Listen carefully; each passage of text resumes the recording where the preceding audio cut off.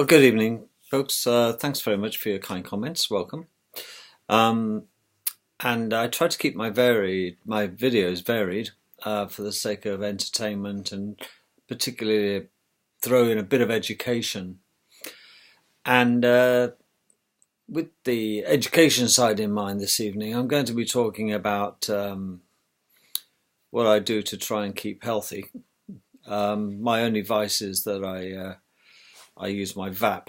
Quite frankly, it's a bit like one of those things that you put in your hand and you spin them. I think they're called fidgets. My VAP is more of a thing to hold rather like, like a dummy. Um, but I tend not to use it very much. It's just my comfort thing. But on top of that, having had three near-death experiences in my life, um, I have to realise that smoking was pretty bad for me. Didn't do me much good at all, but I don't mind what people do with their own lives. But I quit smoking, which I'm very proud to do because I really did enjoy smoking. And there we are. So we're coming up to the time where we make New Year's resolutions, and I hope that quitting smoking is one of yours. But hey ho, you'll quit when you want to quit. That's the bottom line. And it's rather ironic that I was contemplating quitting when I had my healthcare issues, and that sort of expedited the process for me. But I want to talk about a few things in this video that might be interesting for you if you have an open mind like a parachute. You know, they open and they work. If your mind is closed, they won't.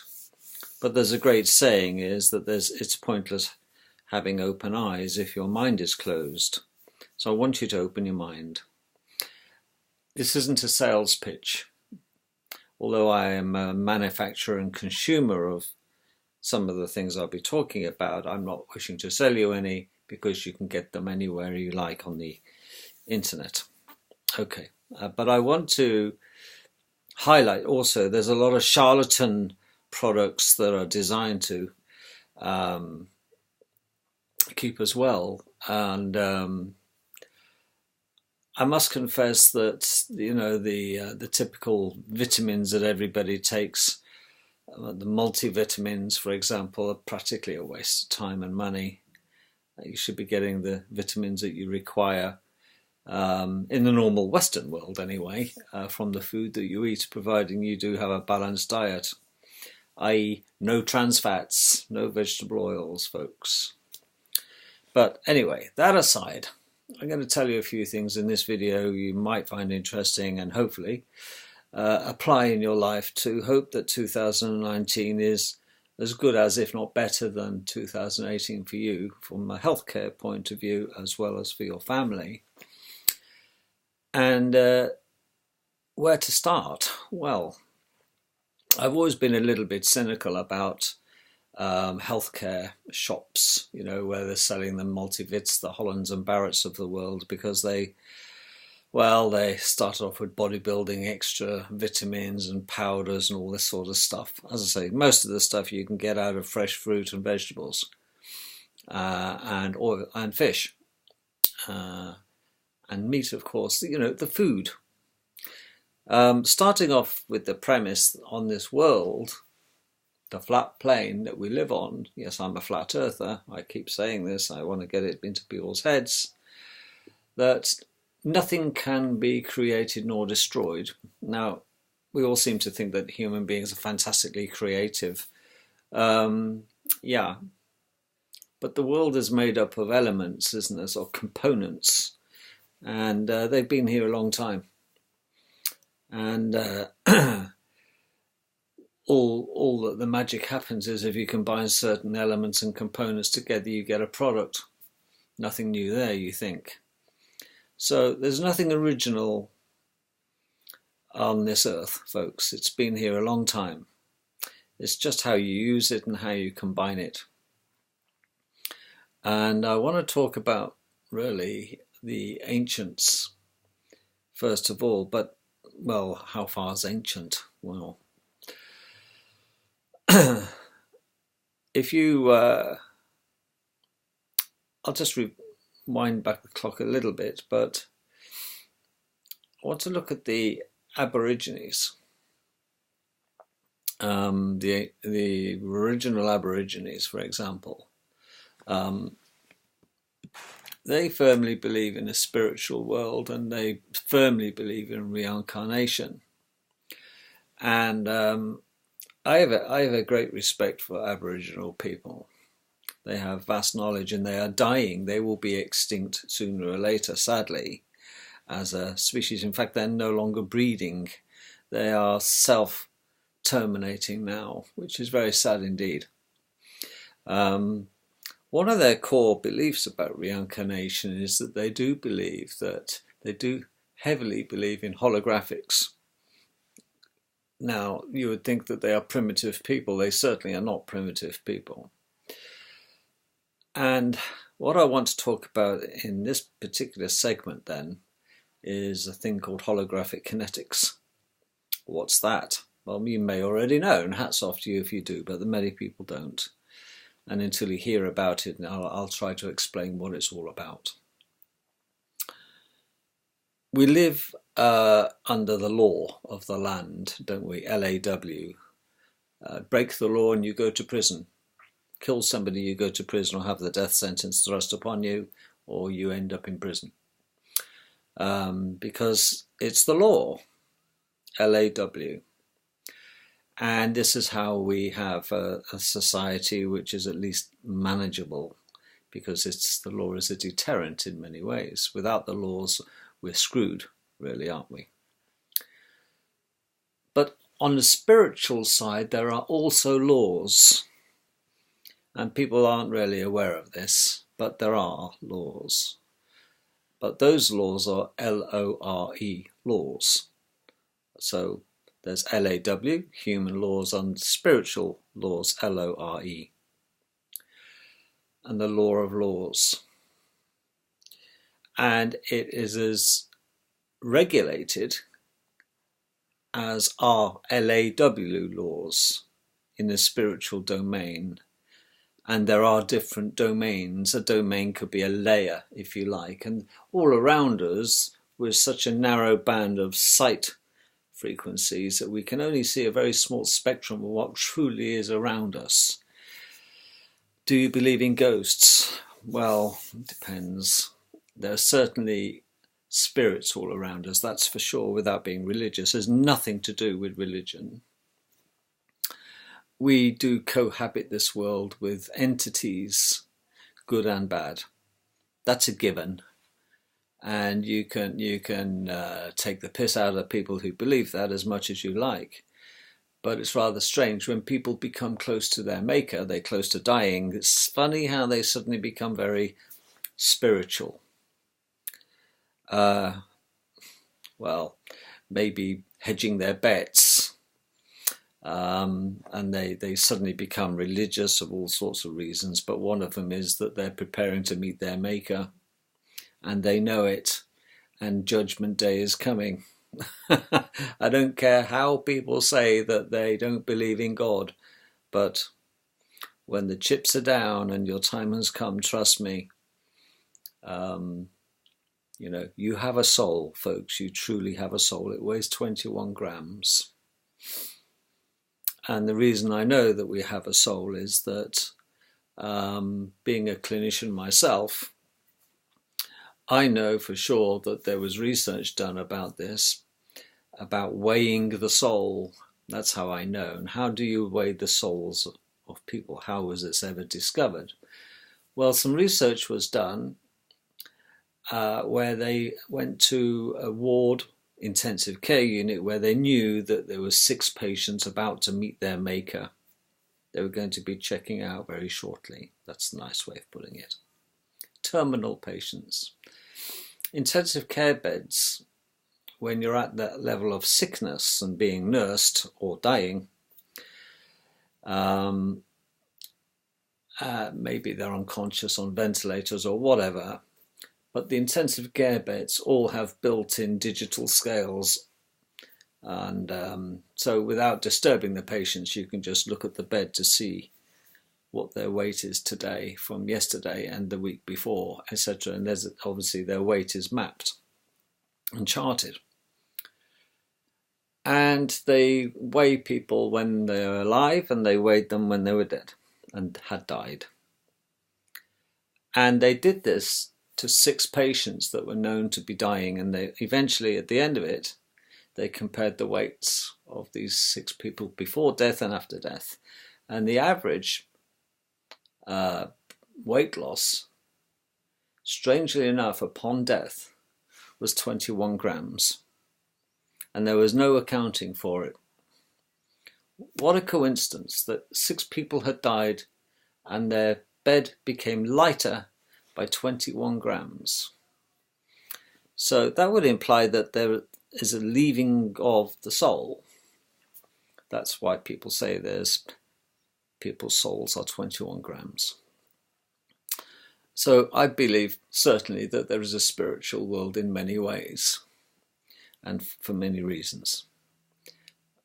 Now, holographic kinetics, to go back onto the Aborigines, means that they not only follow the law of the land, L-A-W, they follow the law of the law, L-O-R-E, the spiritual law. And they're very pedantic about it, very fussy about it. And they, despite some of their looks and things like this, with their war paints and their ceremonial stuff, Aborigines are very gentle-souled people, and they're very spiritual. Until they're troubled by the local Aussies, I suppose, I don't know. But going back to holographic kinetics then, what's all that about is that the Abos believe that the world is a hologram and we are just here for a short time to experience it, and it will go on to other dimensions or other frequencies, if you like. Now, light is a wavelength, it's a frequency, so we just change frequencies when we die. And our actual material being goes back to the basic elements when it decays, of course it does. That's why the weight of the world rarely changes. If you choose to weigh the world, it's estimated at a set weight, and that doesn't vary one side or the other of 6% variance. Well, you know, the only time this world gets heavier is when we have meteorites hit us. Because we are encased. The water doesn't evaporate and piss off into space because we have a firmament over us, because we live on a flat plane and we have a dome over us like a bowl, and nothing comes in and nothing goes out, quite frankly. So that's why space travel is absolute nonsense, because nobody quite yet has got A, through the firmament, and B, into outer space. Plenty of people have been to low Earth orbit, but not through the firmament. And low Earth orbit is within the firmament. And anyway, I digress. Back to the holographic kinetics then. I'll tell you a couple of little stories about holographic kinetics. And I want you to have an open mind then. There was a chap. Now, there are people, by the way, who are qualified to figure out what is wrong with you if you have a malady, and modern medicine cannot seem to fix it. And there are people out there now called holographic kineticists. And I'll explain what they do and why they do it. There was a chap, for example, a relative of mine is actually a holographic kineticist. But there are people out there trained to, and I got some stories from them and their experiences, and I'm going to relay some of those experiences to you to see what you think. There was a woman, quite an elderly woman, a grandmother of some. She was playing with her grandchildren one day, young grandchildren, 5 or 6 years old, and one child of 7 or 8. And she had these 2 girls visit her in her cottage every other weekend. And she got in such a state one day when the children were being dropped off. She said to her daughter, whose children they were, "I can't see them anymore. I would love to, but I'm not being horrible, but I fear for their safety." And her daughter said, well, what do you mean? He says, I feel for the safety of your children when they come to visit me because I have an open fire. And her daughter said, well, what's that got to do with it? She says, I have an overwhelming compulsion. When they walk near the fire, I want to push them into the fire. I haven't done it yet. I have to fight the urge to grab the child and throw it onto the fire. Well, obviously, apart from thinking Nana has lost her marbles, would you leave your young children, in the company of a woman who wants to push them into the fire potentially? No, not for me. So naturally, a bit of a row ensued and the children were taken away, and Granny was a bad girl. That nasty, nasty Granny. But the Granny just couldn't take it anymore, this fear of having this urge to push her grandchildren into the fire. And it caused a big family rift. Granny was a loony, the usual thing. Well, Granny was advised that there are people that will look into and give her therapy to get this urge away from her so she could again have her grandchildren visit without having the urge. And she made contact with a holographic kineticist who sat down with her and tried to figure out why this urge occurred in the grandmother. There was something wrong in the psyche or the makeup of the grandmother, wanting, naturally, people put her down as a loony. She's lost the plot. But there are reasons. Nothing happens without a reason. Because thoughts become things, or things become thoughts. Everything is transmutable, isn't it? So this holographic kineticist came along, and he basically did a hands-on healing with her, laid her on the couch and put her in a state of sort of semi-hypnosis and regressed her. And they do believe in multiple lifetimes. Humans, you and I, have been here multiple times before.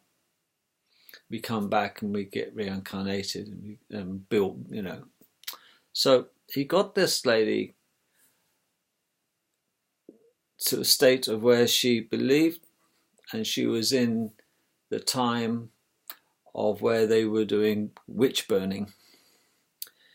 And it transpires that this lady in her past life was accused of being a witch. And obviously this was through conversation with the woman, who was in a state of stasis, hypnosis if you like. And she was very tearful. And she said, I've got my child and they're going to burn me at the stake, and I'm going to hold my child, my newborn, and they're going to burn me at the stake. And it was quite a traumatic experience for the holographic kineticist, because obviously the woman was getting that emotional on the couch. When the fire started to take a lot of noise, the woman was screaming, but she then made an action to do this. And the kineticist, what have you done? What have you done? And she actually, when she came out of this state, she was having a sort of post-mortem of the conversation. And she said, while I was being burnt at the stake, I wanted to speed up. I didn't want my baby to suffer, and I threw it hard as I could into the burning flames to kill it quickly. She had an overwhelming desire to dump the baby into the flames as hard and fast as she could, and it's a horrific story. And that's why, and that the problem is that traumatic experience stuck with that soul through incarnation after incarnation, even to the modern day. And she carried that through, and she had no idea why she had this urge to push her young grandchildren into the fire. That is just one story, but eventually what happened was, with the holographic kineticists, they have the ability to change things in the past. Instead of turning left, you will in this occasion turn right. And they regress these people and they change their mindsets. Another chap was an executive in America, and he'd got some holographic treatment, and he continually complained of shoulder pain in his shoulder blade. Couldn't figure it out, but it destroyed his golf game. He couldn't play tennis much at all, and it bugged him. And on questioning, of course, he went, well, technically illegally, big game hunting with his gun. You know how they are with their guns, these men and their boys and their toys. And he shot a gorilla and killed it. And he shot it in the back, right in the shoulder. Big man that he was, killing a gorilla, you know, with a gun. But the problem is, now the guy responsible for shooting the gorilla has stolen the ability of that soul of that gorilla to have a transport vehicle of a body, i.e. the gorilla's body. Now, under the law of laws, L-O-R-E, that gives the gorilla's soul the right to cohabit the guilty party, i.e. the gunman, and cohabit his soul and hijack it and share that transport vehicle of a body, if you like. Because the body just gives the soul the ability to experience sensation, taste, touch, smell, you know, hearing. That's all the body is for the soul. It's a machine that gives our soul nutrition in the form of the 5, maybe 6 basic senses. And by shooting the gorilla, he's deprived the soul of that gorilla of a vehicle in which to experience what you and I experience.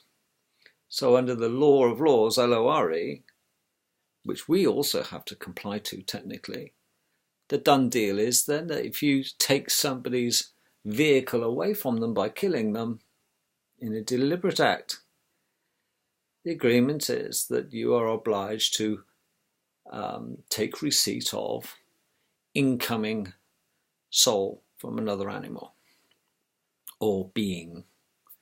That makes sense to me.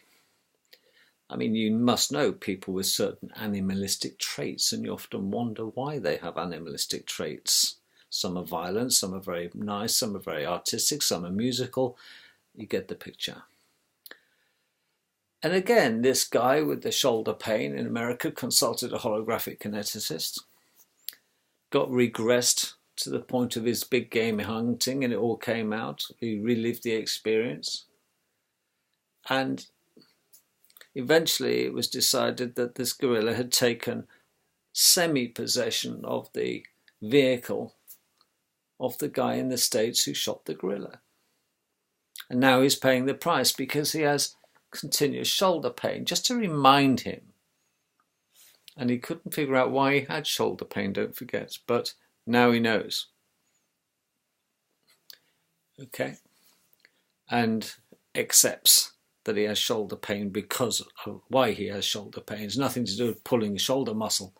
It's because historically, in his life, he killed a gorilla. So this is by a deliberate act. So that's holographic kinetics, and it's a fantastic thing to investigate yourself, is holographic kinetics. So I would recommend you check it out. Holographic kinetics. You can become yourself a qualified holographic kineticist. If you Google it, you can find courses where you can go and learn to treat people and do your own investigative journey with them. And it's quite a fascinating thing if you check it out. Steve Richards is the guy, and do check out his channel, Steve Richards, Holographic Kineticists or Kinetics. So that's one side. And then often it does answer and tick a lot of boxes for me, because you think, well, why do I think like that sometimes? Why are some people just naturally wholly aggressive or nasty? They have certain characteristics and traits and habits that their parents never taught them how to do. This I don't know why Jimmy's so cruelly pulling the legs and things off insects. And no, we never taught him to do this, and yet he seems to get such joy out of it. And it's almost like little Jimmy's possessed, and you wonder why. So I'll leave that with you to think about. The other thing for healthcare then is what I latched onto in life pretty late is this business about what the ancient Egyptians, it goes back all the way before the, what we would consider the pharaohs, but it does involve the pharaohs.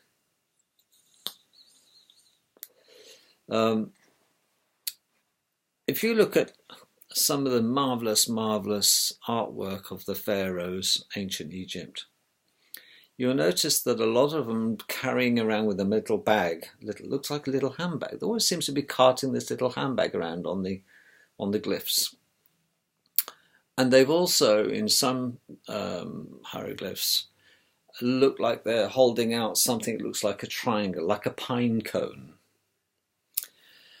Well, you've heard of ambrosia, which is supposed to be food of the gods, but there is another food of the Egyptian gods and pharaohs, and that was called ormus, O-R-M-U-S, ormus. Organically rearranged monoatomic substances, ormus. And I'll explain that to you. I mentioned that the world is made up of elements. Of course it is. They neither can be created nor destroyed, but they can be mixed together and changed. Their nature can be changed. If you have an ingredient, a cake, and there's lots of ingredients, you can actually, with elements, dissolve the cake into its separate elements. And you do that by a chemical process generally. And it is the same with the salts and minerals of the world, of course, elements. And we are, well, there's a lot of debate about it, but between 85 and 90% water. We are water beings, but we are electrical beings. We run on electric. We're wholly dependent on electric movement on our neurons. On the synapses, little sparks happen, but they're so small you wouldn't notice. Without electricity, we are knackered. And without water, we are knackered. And, you can fry a human being in an oven and end up with a little box, as you've seen in cremation. That's what we all are, a box of elements once the water's gone away. So, the pharaohs knew that we are effectively elements driven. We are made by elements, and they knew we're predominantly water, and there must be a fine balance between the elements and the water. But they had this stuff which they called ormus, and the ormus was only available to the pharaohs and the gods. Same. And if you were a peasant caught consuming ormus, you were executed and banished. It was a god food. And why is it so good for you is the fact is that, this is the facts, it creates super speed transmission of electricity at the synaptic points of our nerves. It massively increases your intellect and your ability to absorb information. It makes you a real sharp thinker. And this is not what they want the peasants to have. On top of that, it cures a lot of illness that most people in modern society particularly suffer from, as they did in Egyptian times, in the ancient times. How do you get this stuff? Well, they used to manufacture it by alchemy, of course, chemistry. And it was a closely guarded secret until now. But how do you make it yourself? Well, what you do is, and this is where you want to find out, is that you need to first of all get yourself some distilled water. Then you get yourself the best salt that you can. And we're not talking table salt particularly here, folks. We're talking, you can buy, I don't know, 10 kilograms, if you like, of dead sea salt, untainted by manufacturing process, by a big case of dead sea salt.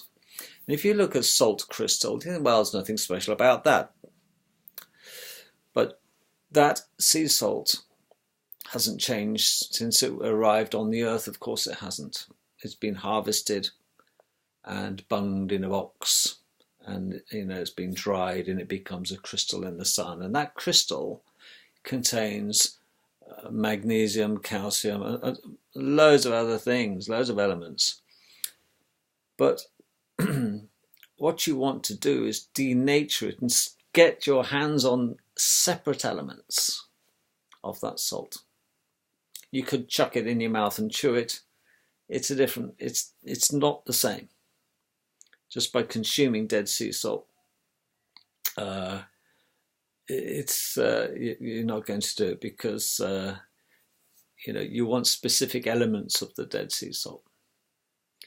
So what you do is you need to get the salt out of the salt. It sounds strange, doesn't it? But you need to smash it up so it denatures the salt. But how do you smash it up? Well, it's very straightforward. You get the salt, a cup of salt, dead sea salt, maybe, unprocessed, and 1 tub. And then you put the equivalent to 4 tubs of purified distilled water. Mix the salt up and you mix it. You get a nice clear solution of salt water. And if you check the pH, which means the parts of hydrogen, pH, and it'll usually be about 7.9 to 8 on the pH meter. That's pretty much salt water, like the sea. And you filter it, and then you end up with very nice clear salt water. But you need to raise the pH up to 10.75. So you add, get this, a few drops, and keep an eye on it, mix, a few drops of caustic soda, liquid caustic soda, sodium hydroxide. You mix it, and something magical happens. Now, you wouldn't have thought about doing this, would you? Unless I told you. You mix, and suddenly, once the pH starts to rise above what it naturally would have been by adding the caustic soda, there's a snow flurry. And it goes very cloudy, like snowstorm. It's like one of those things you shake and let settle, the little globes. And then it all flows down to the bottom. You leave it standing, but don't go above 10.75 on your pH meter. Once it gets there, leave it alone. Stop adding the hydrogen peroxide, the caustic soda, sodium hydroxide, sorry, the caustic soda. The snow flurry settles down overnight. You'll come down in the morning and you'll see a layer, like a cloud of sediment, above which looks like water. That water is to be thrown away and siphoned off, and you're left with a white sludge. Now you have a sludge full of elements, because what you've done is you've wrung out of the salt all of the elements, and you're left with salty, tasty, horrible water at the top. Dump the salt water and refresh, and you stir it around, let it settle again, and you do that 4 or 5 times, and eventually what you'll find with just the water, rinse it around and let it settle. Dump the water, rinse it around next day, let it settle.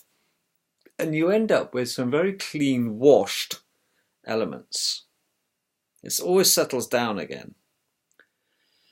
But then you'll find that if you dip your finger in and taste the water that's hanging around at the fourth or fifth time, it isn't salty anymore. And that's the point. You've got rid of the salt, and now you have pure elements. So within those elements, there is gold.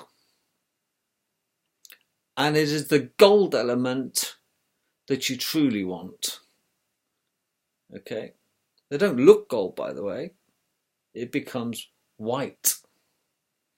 It is a monoatomic gold atoms.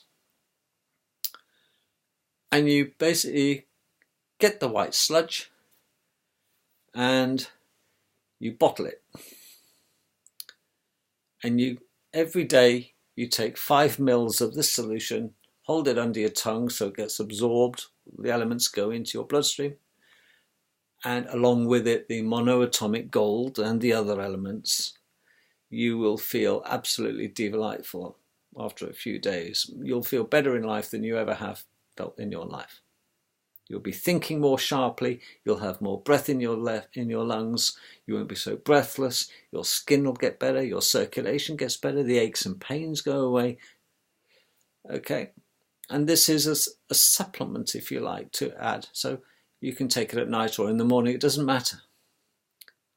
But you can also then boil that down into a base powder and smash it up into a very fine powder like talcum powder, and it becomes a concentrate.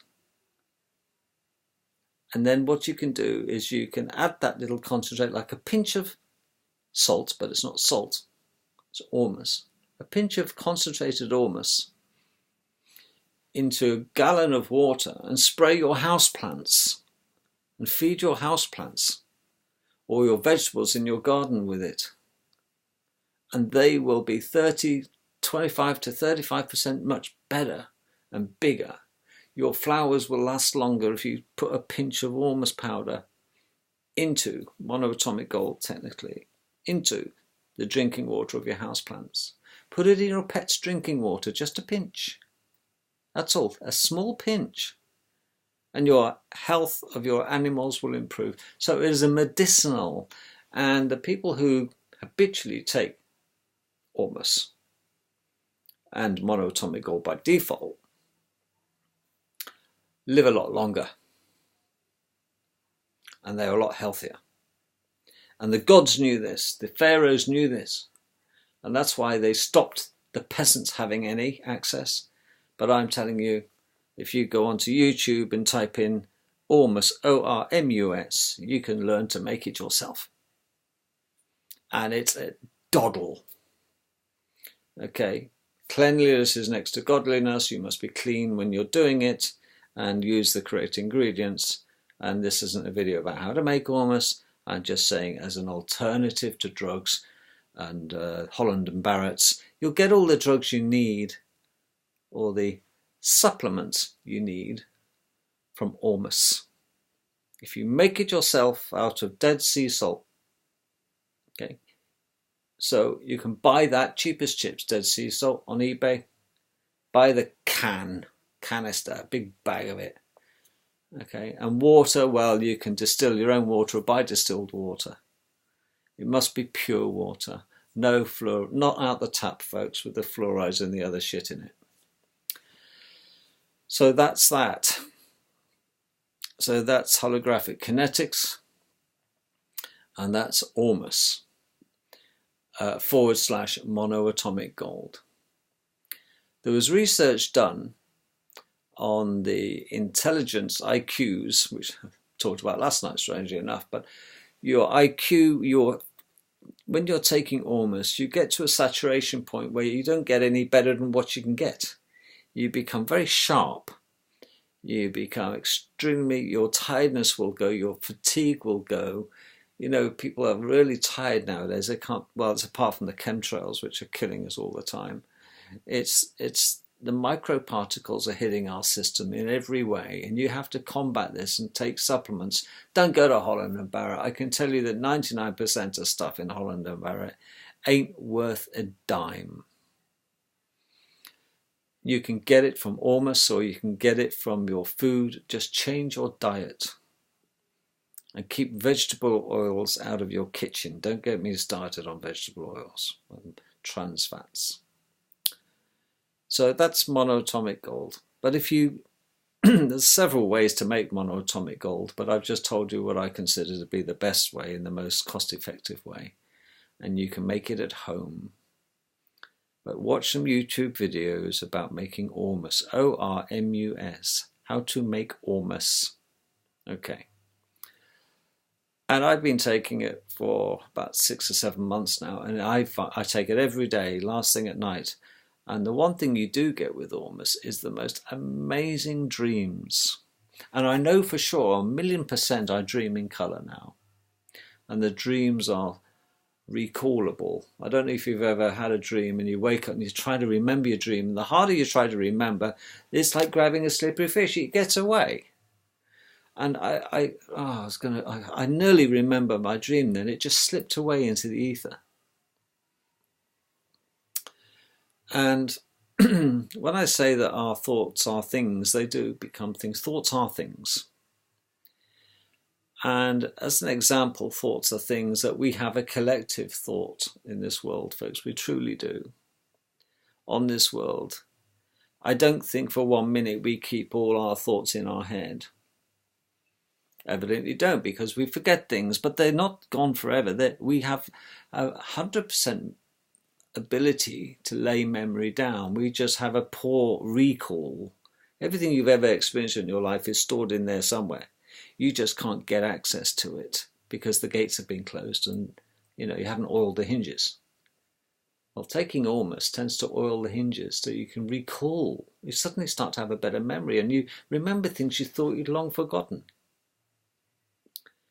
And we do have a collective memory like the Borg. And I'll give you an example. There was an experiment done, and it was quite well controlled, where if you do the Thursday Daily Telegraph, it's a real shyster. It's really, really hard. I think it's really hard because I'm not that educated. I'm not a great academic. I don't sit there with a Roget's thesaurus on my lap trying to do a crossword, and I'm not wired like that. But I know people who are very good at the Daily Telegraph crossword, and I know people who are hopeless at it. I'm in the latter category, and I don't think I've ever completed more than 5 in my life. But what you do find, though, is that people who buy the Telegraph late and do it on a Friday, they never seem to find it hard. If you're a regular doing the Telegraph on a Thursday, which is your routine because you just have to do it on the train journey, you might find if you buy the Telegraph on the Friday, you think, hey Charlie, did you do yesterday's Telegraph? No, I did it today. It's quite easy today. And the person who did the same Telegraph, on the Sunday, it could be on a Sunday, for example. Yeah. The weekend, well, not Thursday is published. Thursday is published and they do a weekend one, but the weekend one's the same as Thursday. It's Thursday's one, okay? So you can either do it on a Thursday or a Sunday. What you'll find, though, is when you're having a conversation with your buddies, is that the people who bought and did the Telegraph crossword on the Thursday say it was bloody hard. But the people who bought the same crossword on the Sunday as a repeat found it easy. Because what happened was, in that instance, same crossword, just different days of publication, and 2 groups of people who couldn't get to it on Thursday got to it on Sunday. What happened is the answers that were correct were floating around in the ether after it was all complete on the Thursday because everybody did it, and they buggered off to the ether, the answers. And those that did it on a Sunday had access to the ether, to draw upon to get the answers they required. What a coincidence. It makes sense, doesn't it? There's no other explanation why the Sunday Telegraph crossword would be easier on a Sunday than the Thursday version, which is the same crossword, except that the answers are around them. And human beings are transmitters. We are transceivers. We transmit and receive. I mean, nobody would know that if you were sat there in your room now, you would be surrounded by internet, aren't you? You've got everything and his dog going through you at the moment. It depends how you tune. That's all. Look, you would never believe it that I can pick my Mac up and walk around my house. And I could be streaming films, I could stream education, and it's all going there. But if I pull the plug out and shut the thing down, it's an inanimate computer, isn't it? But until I tune it in, but if I turn my internet router off, I lose all my access facility, my internet facility. It's like I've never had it. We don't know how good we've got it. But we've moved the collective ether now into something called the internet. And there's very few things that you can't learn or teach yourself. And sooner or later, you see, television will go down the toilet. This is the BBC. It's going to be history. The BBC, all this TV. Can't wait. I don't watch television. Look into my eyes. You're mad, I tell you. We're in charge. No, they're not any charge now. They cannot program populations now using the television.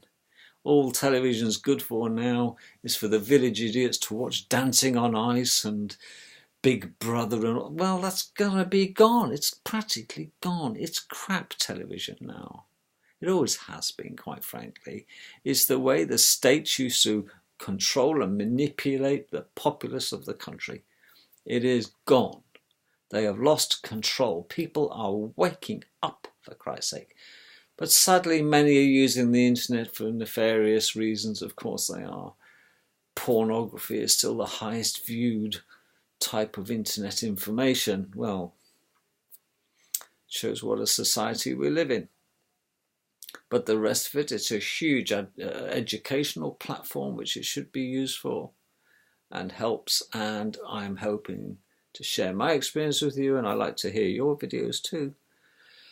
But I thought I'd run these past you today just to whet your appetite, to show that we are not just here for a little bit and we're coming back. And this is why you try not to do any harm to anyone or anything while you're living, because it'll get you, my friend. It'll come back and bite you one way or the other. You'll never get away with it in one time or another in your life. Every deed will catch you up, because nature abhors a vacuum, and you'll get back out of life precisely what you put in. It's nature's way. You must have had experiences where you dread something, you're thinking about it all the time, and oh no, perhaps you had a bad relationship and you divorced the bastard, because he used to beat you up, and you move away and the other side of the world, and thank God for that. It can't get further away than that. And then a few years later, you think about it a lot. You're getting over the trauma, and you've practically buried that experience, and you've moved on. You perhaps remarried, and you don't even give them a second thought. But just occasionally they slip back into your thoughts, because we do reminisce. Perhaps you're thanking your lucky stars you got rid of this shite, So never see him again. Or never see her, she was a nightmare, this sort of thing. Imagine though, you go on holiday, you and your friend Georgina invites you to travel across Europe, and you end up in a bar in the middle of Munich. And you go over there and wow, this is great. You stood at the bar and I'll get the drinks, and you go to the bar and there's a guy sat there, assuming you're a woman, there's a guy sat there. And you order your drinks, you turn round, and guess who it is? It's your ex-husband. Who would have thought it? Who would have put a bet on that in all the places in all the world, you just bumped into someone you haven't seen in 20 years who you absolutely hate and vowed you'd never ever want to meet again. And there they are. Do you know why? Because you thought them back into your life. Be careful, folks. Thoughts are things. Think nice things, and nice things appear in your life. You see, you will become what you think about and get what you will get in life and become what you think about most of the time. That's why you get ugly people who are bitter and twisted, because no, they weren't always ugly. They developed that characteristic for thinking ugly things. And you are in life exactly where you are in life because of everything you've done to date, and everything you've thought to date in your life has got you, and every action you've taken has got you to where you are. And we must stop blaming other people for our misfortune. It's all in here. So be careful. Think nice things. Be nice. And if you haven't got anything good to say about somebody, don't say it. It'll catch up with you. And don't even think it. And don't think about bad past experiences. Let them go. Because the moment you start to think about them again, you'll attract them back into your lives. Like a plug in a bath that's attracting the water to it, spinning around like a funnel. Be careful. Because we are receivers as well as transmitters. Have a lovely evening, folks. We'll leave it at that for now. I must have bored you stupid in some things. Check out Ormus. Many, many great, fascinating lectures on YouTube about the power of Ormus and monoatomic gold and why you should take it.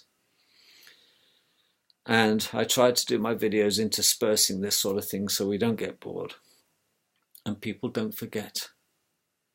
There is no need for medicines in your life, folks, because medicines are just collections of elements.